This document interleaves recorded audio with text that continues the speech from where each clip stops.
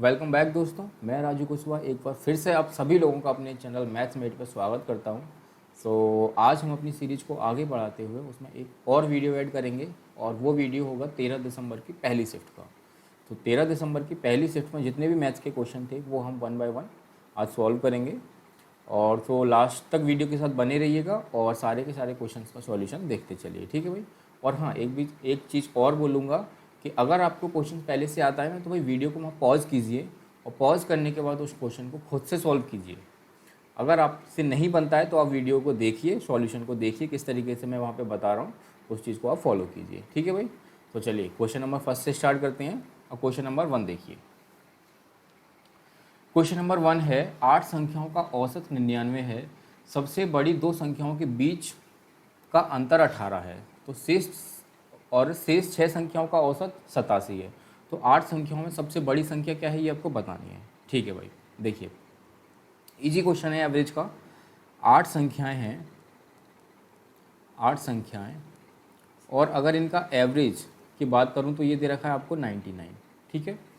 अगर एवरेज 99 है 8 संख्याओं का, तो अगर मैं इन 8 संख्याओं का सम निकालूं तो ये कितना आ जाएगा, 99 इंटू 8 आ जाएगा, ठीक है। और 99 इंटू 8 जब मैं करता हूँ तो मुझे मिलेगा 8 9 72 की 2 कैरी 7 आ जाएगी, और 8 9 72 और 7 79, 792 आ जाएगा इनका सम। 8 संख्याओं, कंप्लीट 8 संख्याओं का जो सम आ गया वो 792 आ गया, ठीक है। सबसे बड़ी दो संख्याओं के बीच का अंतर, अब देखो इन 8 संख्याओं में सबसे बड़ी संख्या जो होंगी दो, उनको मैं मान लेता हूँ, एक को मैंने ए मान लिया और एक को मैंने मान लिया बी, और इन दोनों संख्याओं के बीच का जो अंतर है वो दे रखा है 18, और ये लगा दिया मैंने अंतर। यहाँ पे इन दोनों संख्याओं में भी मैंने बड़ी संख्या को ए माना है और उससे छोटी संख्या को बी माना है, मतलब सेकंड ग्रेटेस्ट संख्या को मैंने बी माना है। तो इन दोनों जो ग्रेटेस्ट संख्या हैं, इन दोनों का जो अंतर दे रखा है वो है 18, ठीक है भाई। अब देखिए शेष 6 संख्याओं का औसत, 8 में से ये 2 अलग कर दी। अब ये जो 6 संख्या बची, 6 संख्या जो बची हैं, इनका एवरेज दे रखा है आपको कितना, 87। तो यहाँ से अगर मैं इनका सम निकालूंगा तो सम कितना आ जाएगा भाई, 87 इंटू 6, तो ये आ जाएगा 6 7 जा 42 की 2 कैरी 4 आ जाएगी, और 6 8 जा 48 और 4 52, ठीक है, 522। अब देखिए भाई 8 संख्याओं का अगर टोटल सम, 8 संख्याओं का टोटल सम 792 है, और उन्हीं में से 6 संख्याओं का 522 है। तो जो बची हुई जो दो संख्याएं हैं जो अपन ने निकाली हैं, जिनको अपन ने ए और बी माना हुआ है, जिनको मैंने ए और बी माना हुआ है, तो अगर उन दो संख्याओं का अगर मैं सम देखूंगा तो ए प्लस बी कितना आएगा भाई। अगर मैं 8 संख्याओं के सम में से ये जो 6 संख्याओं का सम है उसको मैं घटा दूंगा तो मेरा ए प्लस बी, मतलब जो बची हुई दोनों संख्याएं उनका सम आ जाएगा। कितना आ जाएगा, ये 0, 9 माइनस 2 7, और 7 माइनस 2 7 माइनस 5 ये आ जाएगा 2, ठीक है। तो 270 आ गया ए प्लस बी। आपको ए माइनस बी ऑलरेडी दे रखा है, तो यहाँ से ए माइनस बी मैंने लिखा, और ये कितना दे रखा है, 18। अब आपको क्या करना है, आपको निकालनी है बड़ी संख्या, मतलब आपको निकालना क्या है, अल्टीमेटली आपको निकालना है ए की वैल्यू। तो ए की वैल्यू निकालने के लिए ये जो दोनों ये इक्वेशन है इनको सॉल्व कर लो भाई। तो यहाँ से अगर मैं ए की वैल्यू निकालूंगा तो ये जो दोनों नंबर हैं 270 और 18, इन दोनों को जोड़ के आधा कर दूंगा, तो 270 और 18 कितना हो जाएगा, 288, है ना। और 288 का आधा करूंगा तो मुझे मिलेगा 144। तो ए की वैल्यू कितनी निकल के आ गई, 144। तो ये सबसे बड़ी संख्या है इन 8 में। तो आपको यही पूछा था, तो ऑप्शन नंबर 4 आंसर हो जाएगा, ठीक है भाई। अगर बी की वैल्यू अगर निकालनी होती तो क्या करते, ये 270 और 118 इन दोनों को घटा के आधा कर दे इसे। तो देखो बी की वैल्यू अगर मैं निकालता तो 270 में से जब 18 जाएंगे तो ये कितना बचेगा, 252, है ना भाई। हाँ, तो 252 बचेगा, और इसका आधा करूँगा तो बी की वैल्यू आ जाएगी 126। तो बी की वैल्यू अगर पूछी होती, मतलब जो सेकंड ग्रेटेस्ट नंबर आपसे पूछा होता, तो वो हो जाता 126, ठीक है भाई, ऑप्शन नंबर 3। लेकिन आपसे पूछा है सबसे बड़ी संख्या मतलब ए, तो ए की वैल्यू निकल के आई अपनी 144, ठीक है भाई। चलिए क्वेश्चन नंबर 2 देखिए। अमन की 3 बहनें और 5 भाई हैं, यदि उसकी बहन शांता की ए बहनें और बी भाई हैं तो गुणनफल ए बी बताना है, ए बी का मल्टीप्लाई। देखिए भाई क्वेश्चन को ध्यान से समझिएगा भाई, ये है अमन, और अमन कहता है कि उसकी 3 बहन और 5 भाई हैं। अमन की कितनी सिस्टर्स हैं? 3 सिस्टर्स हैं और कितने भाई हैं? 5 उसके भाई हैं। ठीक है भाई। जब अमन ये बोलेगा, अब देखो जो मैं बोल रहा हूँ उसको ध्यान से सुनिए। जब अमन ये बोलेगा कि मेरी 3 बहन हैं और 5 भाई हैं, तो क्या इन 5 भाइयों में अमन मेरा शामिल है? बताइए, सोचिए ज़रा। अमन बोल रहा है कि मेरी 3 बहन हैं और 5 भाई हैं, तो क्या अमन इन 5 भाइयों में शामिल है?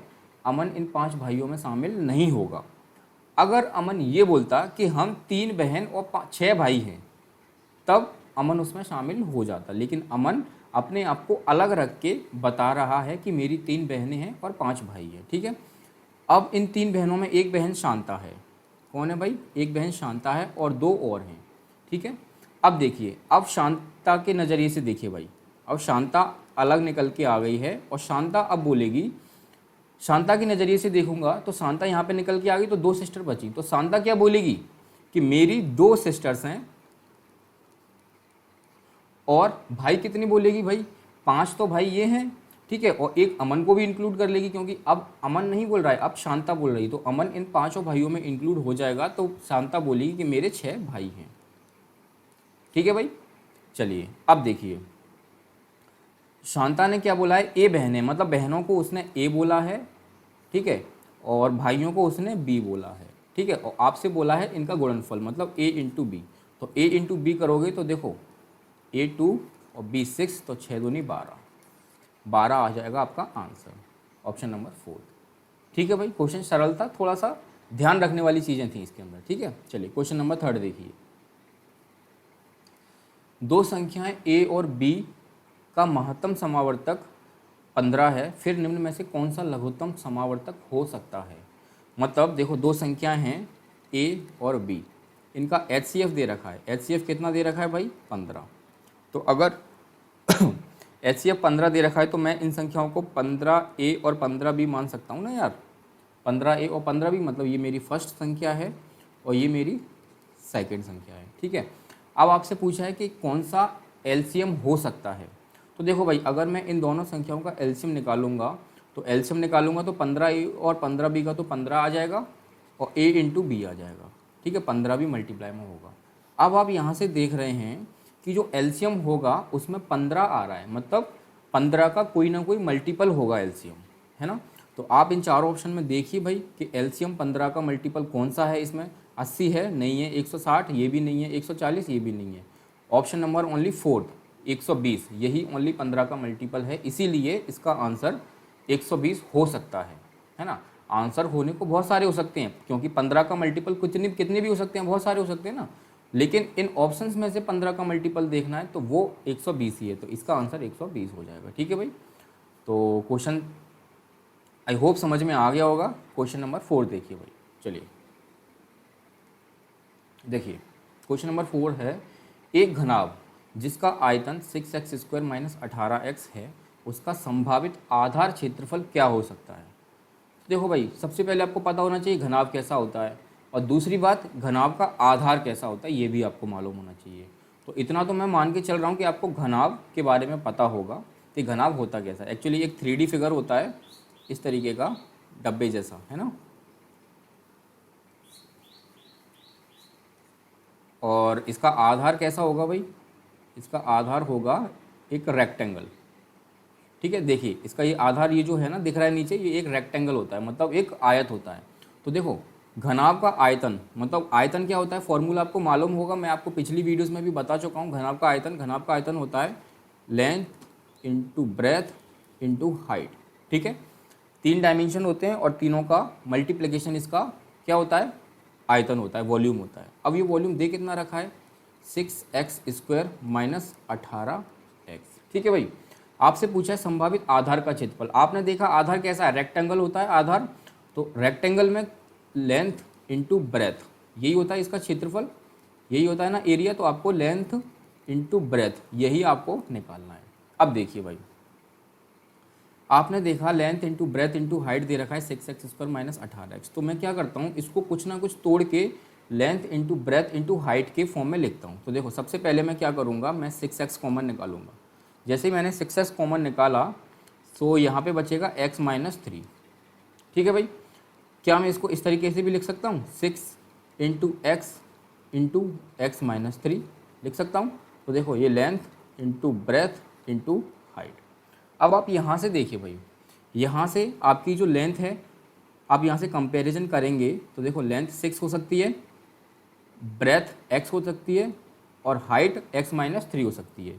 ठीक है, लेकिन चेंज भी हो सकता है भाई, है ना।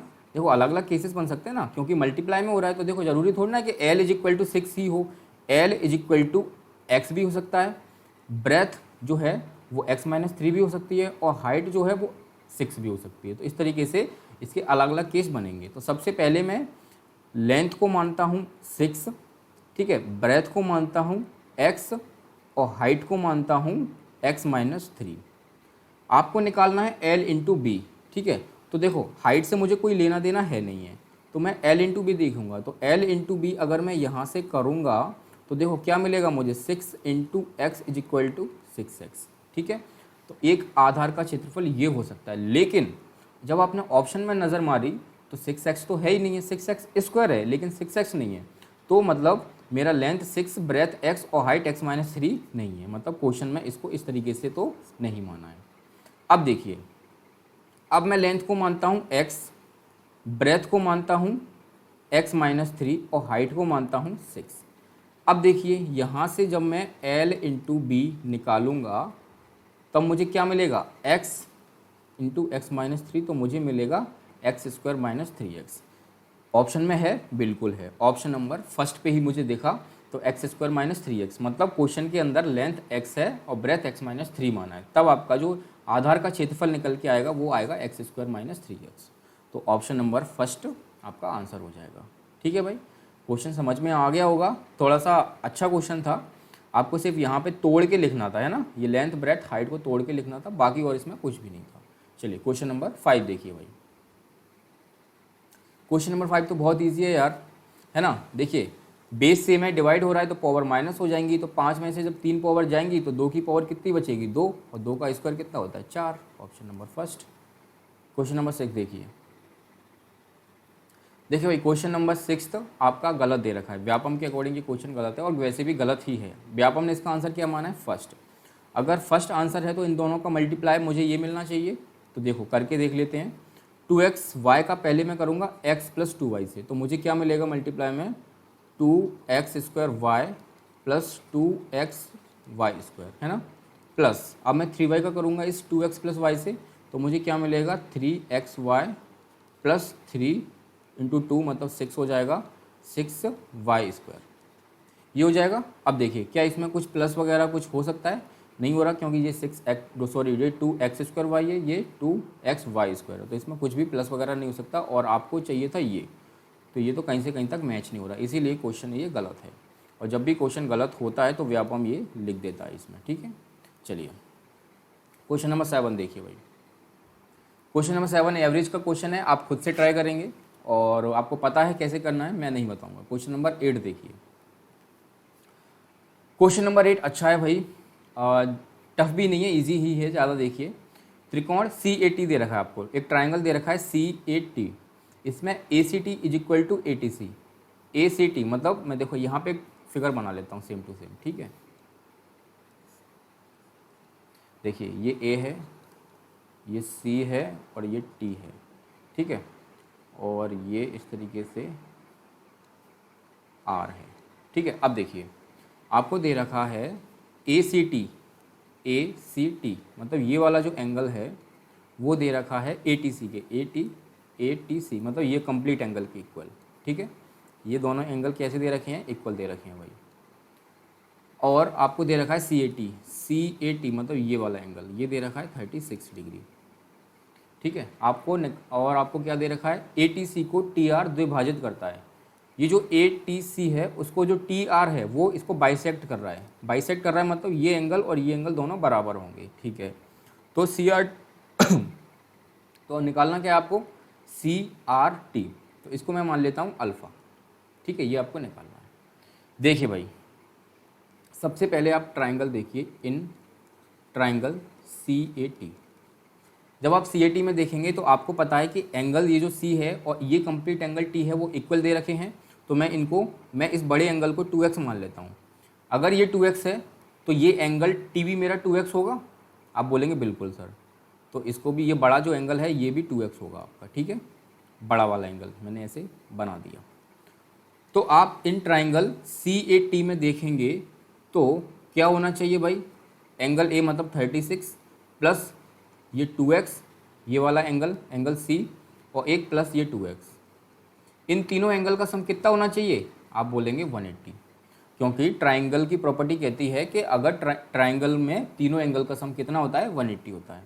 आप यहाँ से देखेंगे तो ये 4x is equal to 180 minus 36 हो जाएगा, तो यहाँ से कितना आ जाएगा, 10 में से 6 गया 4 और ये 144, तो 4x की वैल्यू कितनी आ जाएगी, 144। यहाँ से आप देखेंगे तो x की वैल्यू कितनी आ जाएगी, 4 तिया 12, 2 बचेगा, 4 छक्के 24, सॉरी 36, ठीक है, x की वैल्यू आ गई 36। अब देखिए अगर x की वैल्यू 36 है तो ये 2x था, तो 2x कितना आ जाएगा, ये आ जाएगा 72 डिग्री, मतलब एंगल से आपका 72 आ गया, ठीक है। और ये जो 2x था ये अगर बराबर बराबर बांटूंगा तो ये देखो ये x में जाएगा और ये भी x में जाएगा, क्योंकि ये एंगल बाइसेक्टर था, ये TR जो था इस वाले एंगल T का एंगल बाइसेक्टर था। तो x की वैल्यू अगर मैं देखूंगा तो यहाँ से x की वैल्यू कितनी आ जाएगी, 36। अब आप देखिए ट्राइंगल, इन ट्राइंगल CRT, ये जो छोटा ट्राइंगल है ना CRT, तो इस ट्राइंगल में भी आपको angle sum property of triangle लगाना है। तो क्या हो जाएगा भाई, अल्फ़ा प्लस 72 प्लस और ये 36, ये कितना होना चाहिए, 180, ठीक है। तो अल्फ़ा बराबर कितना हो जाएगा, अल्फ़ा प्लस ये हो जाएगा 6 और 2 8, 7 और 3 10, 108 बराबर 180। तो अल्फ़ा की वैल्यू कितनी निकल के आएगी, ये 180 माइनस 108, ये हो जाएगा 72 डिग्री। तो ये अल्फ़ा निकल के आ गया कितना, 72 डिग्री। तो 72 डिग्री ही आपसे पूछा था यही, तो ऑप्शन नंबर 3 आपका आंसर हो जाएगा, ठीक है भाई, समझ में आ गया होगा। चलिए क्वेश्चन नंबर 9 देखिए। 2 किलो और 1 अमरूद का मूल्य 7 रुपये है, 3 किलो और 2 अमरूद का मूल्य 12 रुपये है, तो 1 अमरूद का मूल्य क्या है ये आपको बताना है, ठीक है भाई। देखो किलो, 1 केले का मूल्य मान लेता हूँ मैं भाई x, ठीक है, एक केले का जो प्राइस है वो मैंने क्या मान लिया, x, ठीक है, और 1 अमरूद का मान लेता हूँ मैं y, ठीक है। अब देखिए भाई 2 केले और 1 अमरूद, 2 केले मतलब 2x प्लस 1 अमरूद मतलब y, इनका जो टोटल कितना दे रखा है 7 रुपये, ठीक है। 3 किलो और 2 अमरूद, 3 किलो मतलब 3x प्लस 2 अमरूद मतलब 2y, इनका दे रखा है 12।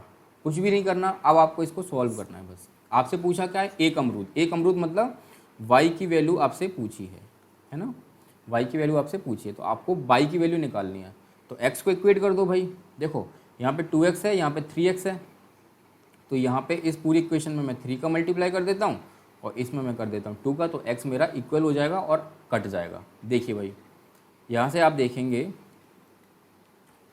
यहाँ आ जाइए, जब मैं 3 का मल्टीप्लाई इस ऊपर वाली इक्वेशन में करूँगा तो ये मिलेगा मुझे कितना, 6x plus 3y is equal to 7 3 21, ठीक है भाई।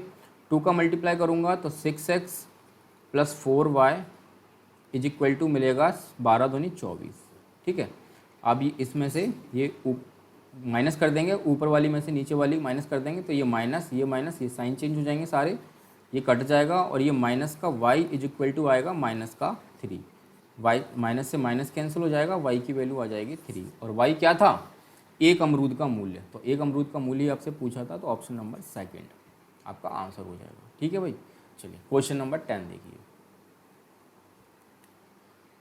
क्वेश्चन नंबर 10 है, 39 विद्यार्थियों की एक कक्षा में प्रत्येक के पास एक कुत्ता या एक बिल्ली या कुत्ता और बिल्ली दोनों पालतू पशु के रूप में है, ठीक है। 20 विद्यार्थियों के पास एक कुत्ता है और 26 विद्यार्थियों के पास एक बिल्ली है, ठीक है। कितने विद्यार्थियों के पास कुत्ता और बिल्ली दोनों है, ये बताना है आपको। देखिए भाई मैंने बनाया ये मैंने बनाई क्लास, ठीक है। इस क्लास में कितने स्टूडेंट हैं भाई? इस क्लास में है 39 स्टूडेंट, तो ये 39 मैंने यहाँ पे लिख लिया। अब देखिए, कुछ स्टूडेंट्स ऐसे हैं जिनके पास सिर्फ कुत्ता है। देखो ये कितने स्टूडेंट हैं? ये थे 20 स्टूडेंट। तो 20 स्टूडेंट का ये सर्कल है और इनके पास क्या है? डॉग है, ठीक है भाई। और 26 स्टूडेंट ऐसे हैं जिनके पास एक बिल्ली है। तो ये मैंने 26 स्टूडेंट का एक सर्कल बनाया और इनके पास क्या है? कैट है, इनके पास बिल्ली है और ये हैं 26, ठीक है। अब देखिए, आप देखेंगे कि 20 स्टूडेंट ऐसे हैं जिनके पास सिर्फ डॉग है और 26 स्टूडेंट ऐसे हैं जिनके पास सिर्फ कैट है।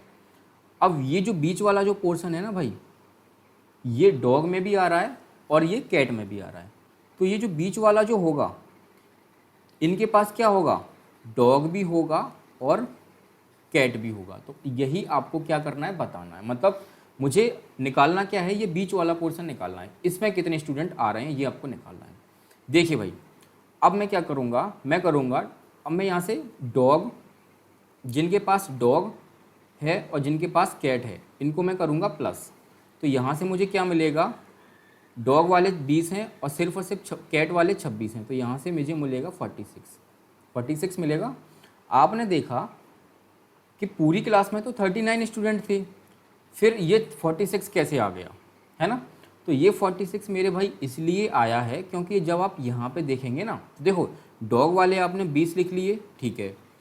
अब जब कैट वाले भी आप 20 लिखोगे ना, तो देखो आप डॉग वाले में एक बार इसको काट रहे हो, मतलब डॉग वाले पोर्शन में भी आप जा रहे हो। तो मतलब ये वाला जो पोर्शन है ना, वो एक बार रिपीट हो रहा है और यही रिपीट होने की वजह से ये 46 आ रहा है। तो इसको रिपीट ना करने के लिए मैं क्या करूँगा? मतलब ये वाला जो पोर्शन है उसको निकालने के लिए मैं क्या करूँगा? ये जो टोटल 46 है, तो मैं क्या करूँगा? इस 46 में से कंप्लीट क्लास कितने की? 39 की। तो कितने ज़्यादा आ रहे हैं मेरे? 7 ज़्यादा आ रहा है ना। तो ये 7 कौन से स्टूडेंट होंगे? ये जो जो बीच में लाई करते होंगे, जो यहाँ पे लाई करते होंगे, है ना। और ये कौन सा पोर्शन है? जिनके पास कैट और डॉग दोनों हैं। तो यही है 7 स्टूडेंट ऐसे जिनके पास डॉग और कैट दोनों हैं, और यही आपसे पूछा था, ठीक है भाई। समझ में आ गया होगा। थोड़ा सा अच्छा क्वेश्चन मैं बोलूँगा परसेंटेज का। वैसे परसेंटेज का एक टाइप होता है, उसका बेसिक क्वेश्चन है ये, तो आपको समझ में आ गया होगा ऐसी उम्मीद करता हूँ। अगर ना समझ में आया हो तो वीडियो को रिपीट कीजिए और फिर से आप देखना, आपको समझ में आ जाएगा, ठीक है भाई। चलिए, और देखो आपको इतना सब करने की ज़रूरत भी नहीं है यार। आपको सिर्फ और सिर्फ क्या करना है एग्जाम में? आपको देखना है कि ये जब मैं इनको जोड़ूंगा तो 46 मिलेगा। क्लास मेरी 39 की थी, तो 46 39 से कितना ज़्यादा है? 7। तो ये जो 7 होगा ना, ये जो बीच वाले होंगे, और यही बीच वाले कौन होते हैं? जिनके पास दोनों चीज़ होती है। मतलब यहाँ पे कुत्ते और बिल्ली की बात हो रही है, तो ये 7 स्टूडेंट ऐसे हैं जिनके पास कुत्ते और बिल्ली दोनों होंगे, ठीक है। तो चलिए, इसका आंसर हो जाएगा 3rd। अब अपन चलेंगे क्वेश्चन नंबर 11 पे। क्वेश्चन नंबर 11 देखिए भाई, 400 मीटर लंबी एक रेलगाड़ी की गति क्या है जो 40 सेकंड में 200 मीटर की सुरंगों को पार करती है ना। आपको क्या निकालना है? आपको स्पीड निकालनी है ट्रेन की। स्पीड इज इक्वल टू क्या होती है? चाल बराबर क्या होता है? चाल बराबर होता है दूरी, मतलब डिस्टेंस अपॉन टाइम, है ना भाई। चाल बराबर होता है दूरी बटे समय यही होता है ना।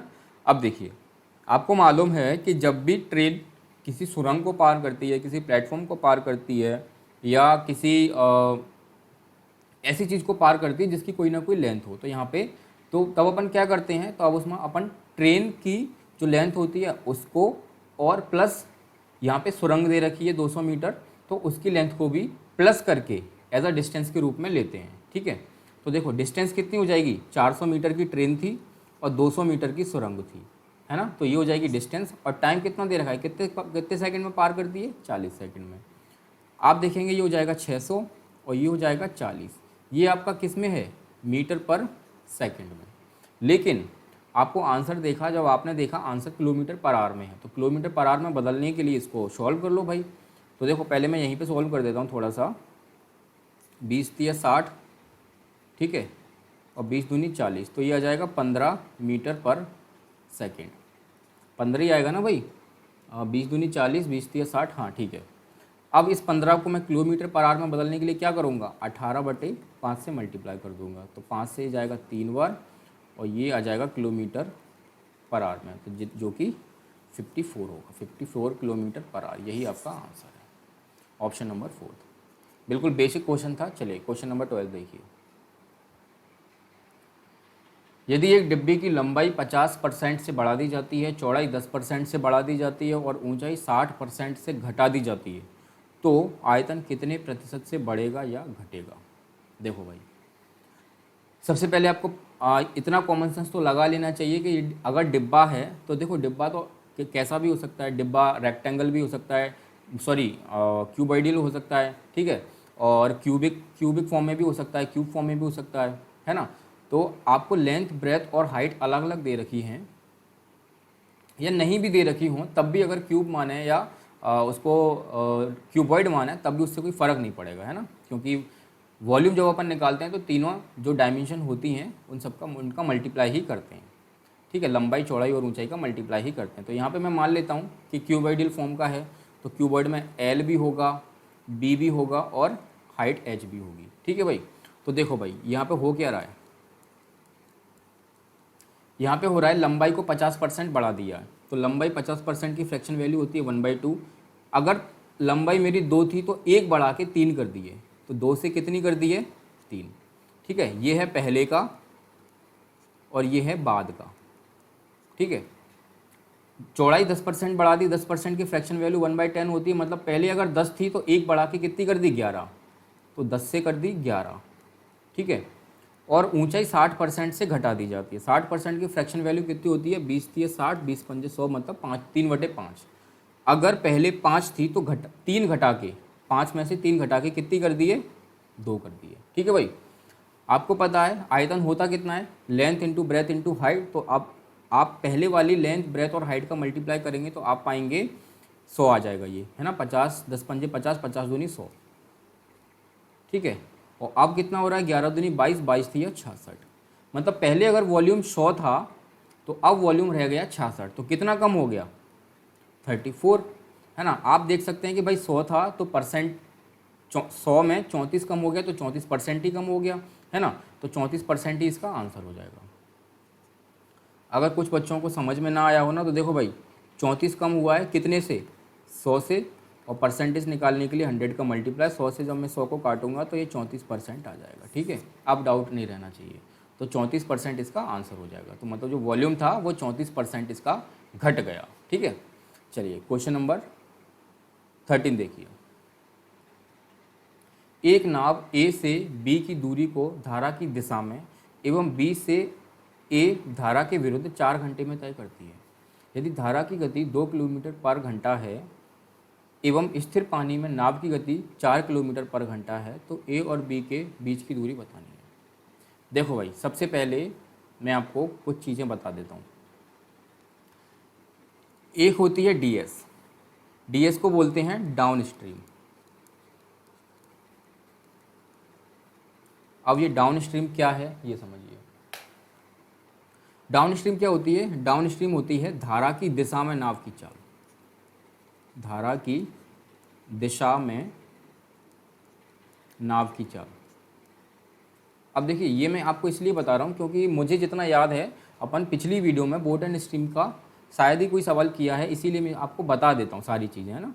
तो डाउन स्ट्रीम मतलब डीएस, धारा की दिशा में नाव की चाल होती है, और डीएस धारा की दिशा में नाव की चाल होती क्या है, ये होती है, अब देखो जैसे मान के चलिए ये नदी है, ठीक है, ये नदी है और धारा की प्रवाह इस तरफ जा रहा है और आप बोट को भी इसी तरफ ले जा रहे हो, तो देखो बोट की चाल तो जो होगी वो तो होगी ही, प्लस उसमें धारा की चाल और ऐड हो जाएगी, तो मतलब ये अपनी चाल और धारा की चाल दोनों के प्लस से आगे बढ़ेगी। तो धारा की दिशा में नाव की चाल जो होगी उसको मैं कैसे लिख सकता हूँ, धारा की चाल,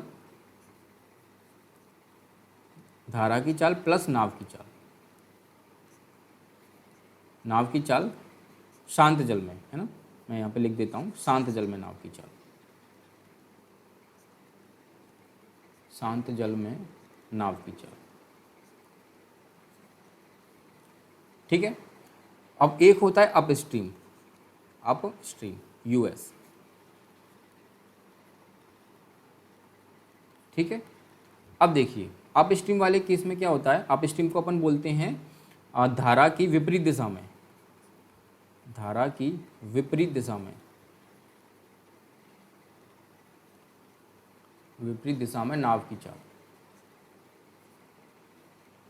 ठीक है, अब देखिए, जैसे मान के चलिए ये नदी है और नदी का प्रवाह इस तरफ है, ठीक है, और आप यहाँ पे हैं और आपको जाना है इस तरफ, तो जो नाव की चाल होगी भाई, वो धारा की चाल इस तरफ है, नाव की चाल इस तरफ है, तो वो ऑब्वियस सी बात है थोड़ी सी उसकी चाल कम हो जाएगी। तो इस केस में होता है, जो विपरीत धारा की विपरीत दिशा में जो नाव की चाल होगी उसमें क्या होता है,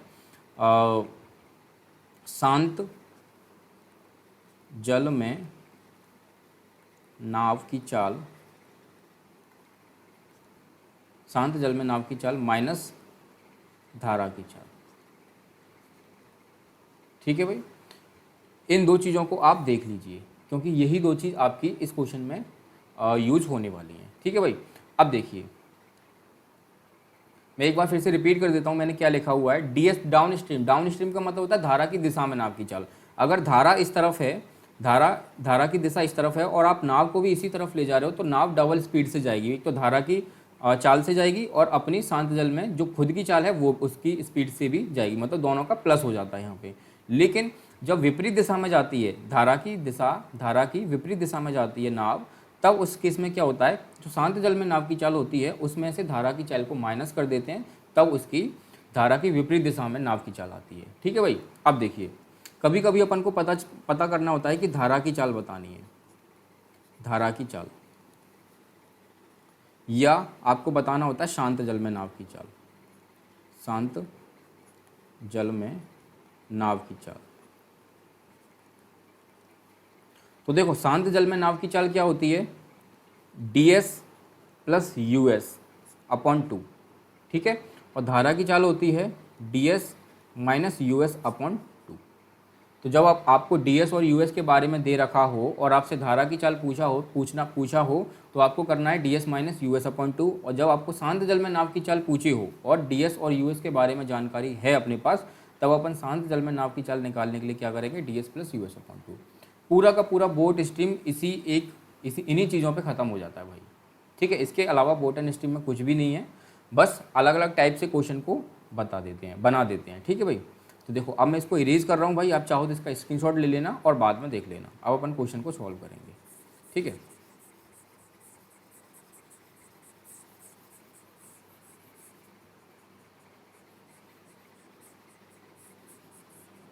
देखो इतना स्पेस इनफ है।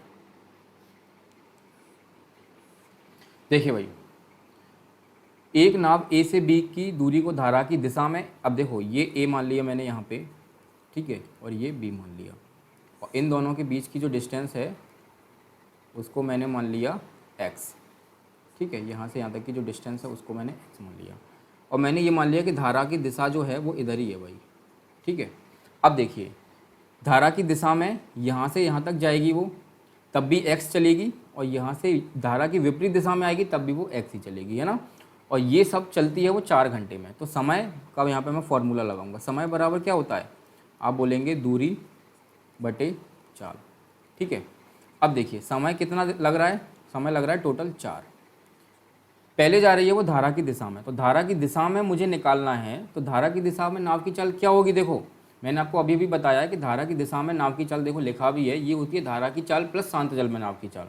तो धारा की चाल कितनी है 2, और शांत जल में नाव की चाल 4 है। स्थिर पानी में या शांत जल जो भी है वो उसमें दे रखी है 4। तो कितनी डिस्टेंस जा रही है भाई, x डिस्टेंस जा रही है, और यहाँ पे ds मैं लिख देता हूँ, यहाँ पे ds कितनी होगी 2 + 4 मतलब 6 किलोमीटर पर आवर, और US कितनी होगी शांत जल में नाव की चाल माइनस धारा की चाल, तो 4 - 2 मतलब 2 किलोमीटर पर आवर, ये ds और US आ जाएगा।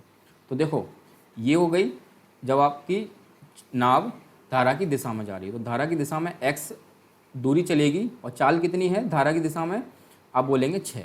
ठीक है, प्लस अब लौट के आएगी तब भी वो x ही चलेगी ना भाई, लौट के आएगी तब x चलेगी, लेकिन अब चाल बदल जाएगी क्योंकि अब चलेगी वो अप स्ट्रीम, मतलब धारा की विपरीत दिशा में। तो धारा की विपरीत दिशा में मतलब US की वैल्यू दे रखी है 2।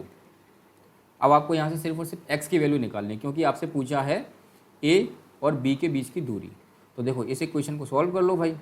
यहाँ से मैं क्या करता हूँ, इसको 6 बना लो, तो मतलब इसमें इंटू 3 और इसमें इंटू 3 कर दो, तो नीचे 6 हो जाएगा, है ना, और 6 और ऊपर 3x और x 4x हो जाएगा।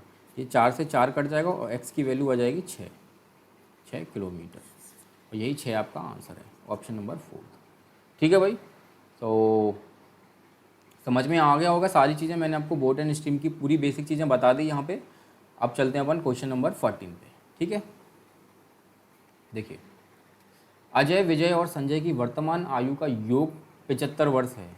5 वर्ष पूर्व उनकी आयु का संबंधित अनुपात 3:4:5 था, तो संजय की वर्तमान आयु कितनी है, ये आपको बताना है। देखो भाई, 5 वर्ष पहले इनकी जो आयु का जो रेशो था वो था 3:4:5। ठीक है, अगर मैं यहाँ से इनका सम निकालूं तो 4 और 3 7 और 5 12, कितना है 12।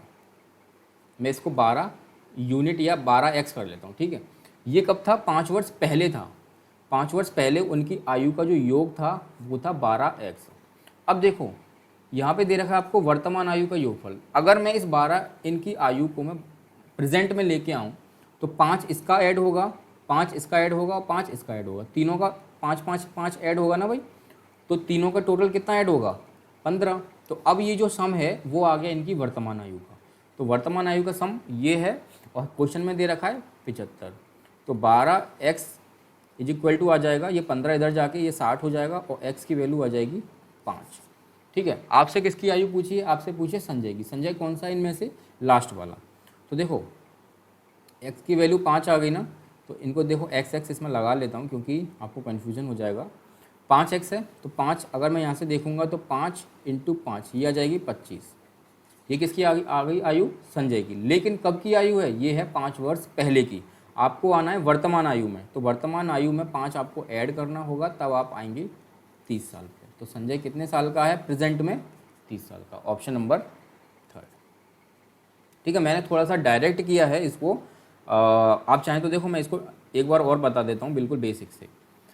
इनकी आयु का रेशो क्या है, 3x 4x और 5x। ये कब है, 5 वर्ष पहले।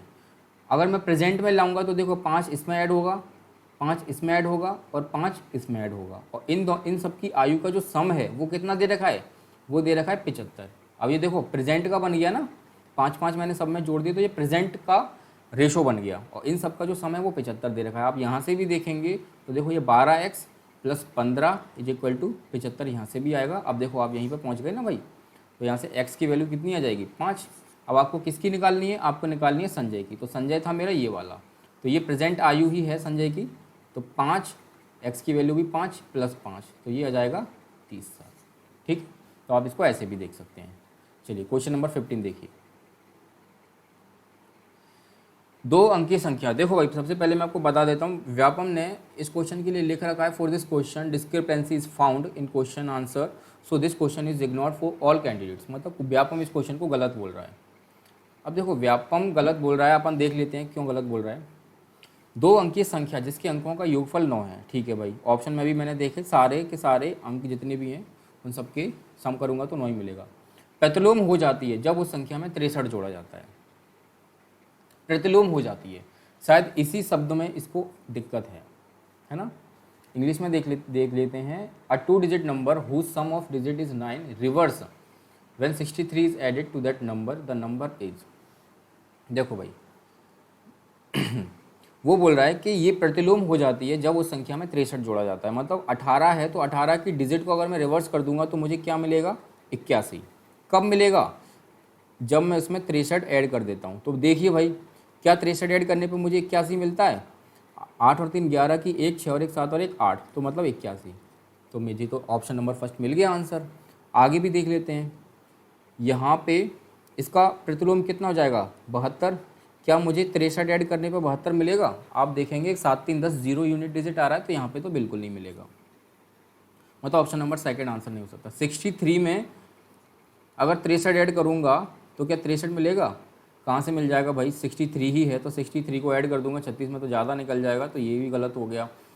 अगर इसमें मैं 63 ऐड करूँगा तो ये 45 का कितना हो जाएगा 54, तो ये भी नहीं होगा भाई। तो ऑप्शन नंबर फर्स्ट ही आंसर मिल गया। मेरे हिसाब से ये क्वेश्चन सही है, लेकिन यहाँ पे शायद इस वर्ड की वजह से शायद व्यापम ने गलत माना होगा, क्योंकि प्रतिलोम का कुछ और मतलब भी निकाला जा सकता है यहाँ पे, है ना। जब मान के चलिए क्यों क्या निकाला जा सकता है, जैसे जब देखो x का प्रतिलोम क्या होता है 1/x, तो शायद यहाँ पे ये वाली चीज़ भी कंसीडर की जा सकती है, इसीलिए इस क्वेश्चन को थोड़ा सा गलत माना जा सकता है ना। तो वैसे इस क्वेश्चन का आंसर 81 है, और 81 मेरे हिसाब से सही है। चलिए क्वेश्चन नंबर 16 देखिए भाई। यदि 4x² - 40x + 10 = 0 हो तो x² - 10x + 5 का मान निकालना है आपको। देखिए भाई क्या दे रखा है आपको, 4x² - 40 + 10 = 0, ठीक है। तो इसकी वैल्यू आपको निकालनी है। अब देखो बहुत सारे बच्चे इसमें क्या करेंगे कि यहाँ से फैक्टर वगैरह करना शुरू कर देंगे और x की वैल्यू निकालने के लिए बहुत सारा हाथ पैर मारेंगे, है ना। आपको ऐसा कुछ भी नहीं करना, आपको देखना है आपको वैल्यू किसकी निकालनी है, आपको निकालनी है x² - 10x + 5, ठीक है। आप देखिए यहाँ से सबसे पहले मैं क्या करता हूँ, मैं देता हूँ 4 का डिवाइड पूरी इक्वेशन में, है ना। इस इक्वेशन में 4 का डिवाइड मारता हूँ, तो यहाँ से क्या मिलेगा मुझे, x² - x है यहाँ पे, x² - 10x + 10/4 = यहाँ पे 4 का डिवाइड मारूंगा तो मुझे 0 ही मिलेगा, ठीक है। यहाँ से आप देखेंगे x² - 10x और ये प्लस का 10/4 है, इसको मैं इधर लेके जाऊँगा तो ये माइनस का 10/4 हो जाएगा, और 10/4 क्या होता है 2.5, ये माइनस का हो जाएगा। लेकिन आपको किसकी वैल्यू निकालनी है भाई, आपको निकालनी है x² - 10x + 5। मुझे दिख रहा है कि x² - 10x तो है, +5 नहीं है, तो +5 कर दो ना यार, क्या दिक्कत है। x² - 10x + 5, ठीक है। इस तरफ भी मैंने +5 किया तो माइनस का 2.5, इस तरफ भी मैंने +5 कर दिया। तो देखो x² - 10x + 5 और ये प्लस का 5, इसमें से 2.5 चला जाएगा तो प्लस का 2.5 बचेगा, और x² - 10x + 5 की वैल्यू कितनी निकल के आ गई 2.5, और यही 2.5 आपका आंसर है ना। ईजी था। चलिए क्वेश्चन नंबर 17 देखिए भाई। आपको दे रखा है √2 = 1.4, तो √50 - √18 का मान आपको निकालना है। आप देखेंगे √50 को मैं क्या लिख सकता हूँ, 5 × 5 × 2 लिख सकता हूँ, ठीक है। माइनस √18 को क्या लिख सकता हूँ, 3 × 3 × 2 लिख सकता हूँ।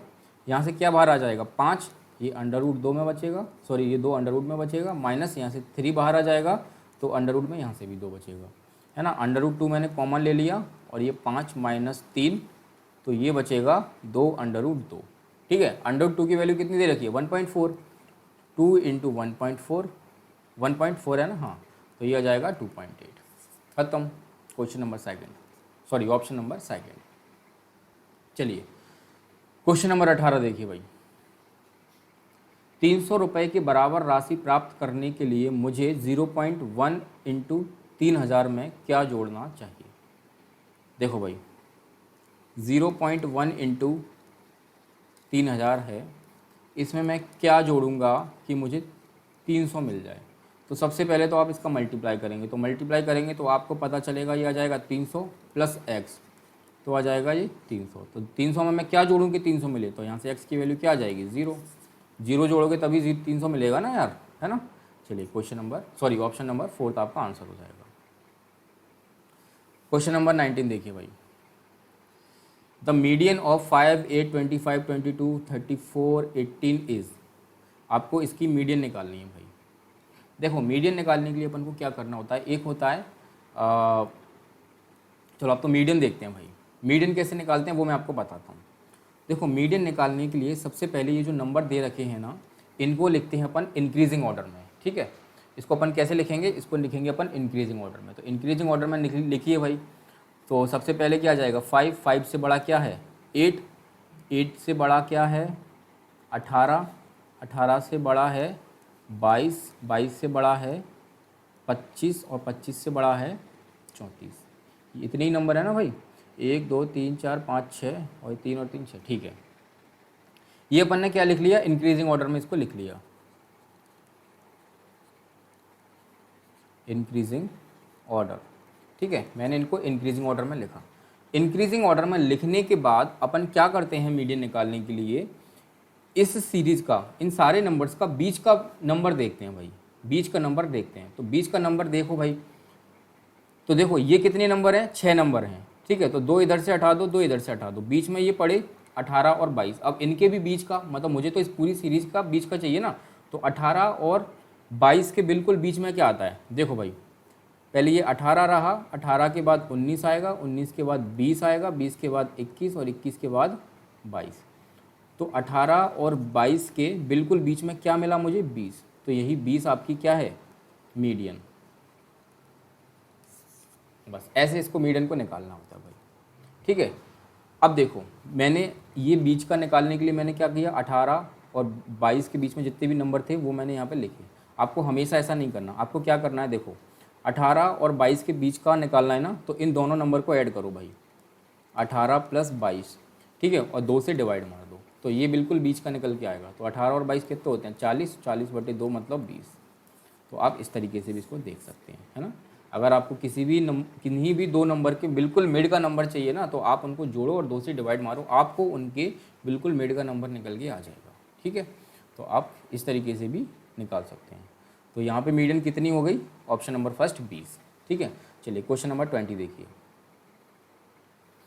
पूजा बेला से 13 वर्ष छोटी है, यदि उनकी आयु का योगफल 25 है तो बेला की आयु क्या है।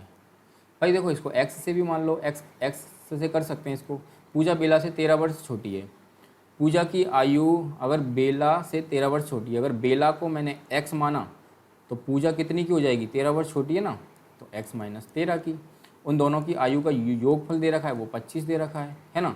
तो यहाँ से आप देखेंगे 2x = ये माइनस का 13 इधर चला जाएगा, तो 25 और 13 हो जाएगा, ये 25, ये प्लस का 13 हो जाएगा, और ये 2x = 38 और x की वैल्यू आ जाएगी 19। आपसे किसकी आयु पूछी थी, आपसे पूछी थी बेला की आयु। तो बेला की आयु मैंने क्या मानी थी, बेला की आयु x मानी थी ना, तो x ही 19 वर्ष की होगी आपकी बेला। अगर यहाँ से ये आपकी पूजा की आयु अगर पूछ लेता, तो पूजा की आयु क्या थी, x - 13 मतलब 19 - 13 और ये 6, पूजा की आयु 6 वर्ष हो जाती है, ठीक है। तो अब इसके आगे शायद नहीं है क्वेश्चन।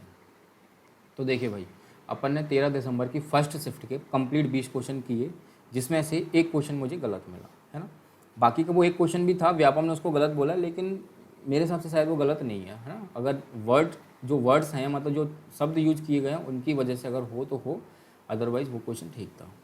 तो अपन 13 दिसंबर की फर्स्ट शिफ्ट के कंप्लीट 20 क्वेश्चन पूरे कर चुके हैं। अब अपन 13 दिसंबर की सेकंड शिफ्ट को सॉल्व करेंगे आने वाले वीडियो में, ठीक। तो तब तक इस चैनल के साथ बने रहिए, वीडियो को लाइक कीजिए, अपने दोस्तों के साथ शेयर कीजिए, जिससे ज़्यादा से ज़्यादा लोगों के पास ये वीडियो पहुंच पाए, है ना। तो चलिए अब मैं विदा लेता हूँ आपसे, मिलते हैं अगली वीडियो में। हाँ, एक चीज़ और बोलूँगा जाते जाते, अगर आपने इससे पहले की वीडियोस नहीं देखी हैं तो आप वो देखिए, उनको देख के आपको बहुत ज़्यादा चीज़ें सीखने को मिलेंगी, क्योंकि शुरू की जो वीडियो है ना, मैंने उनमें बेसिक्स बता दिए हैं। तो अब कुछ वीडियोस में कहीं कहीं पे मैं क्या करता हूँ, डायरेक्टली उनको यूज़ कर देता हूँ। तो आप अगर वो देख लेंगे तो आपको वहाँ से क्लियरिटी आएगी, है ना। तो उन चीज़ों को आप देख लीजिए भाई, सारी वीडियोज़ की लिंक मैं डिस्क्रिप्शन बॉक्स में डाल दूँगा, आप वहाँ से 1 बाय 1 बिल्कुल शुरू से उनको एक्सेस कर पाएंगे, ठीक है। तो चलिए अब मैं विदा लेता हूँ, ठीक है, थैंक यू।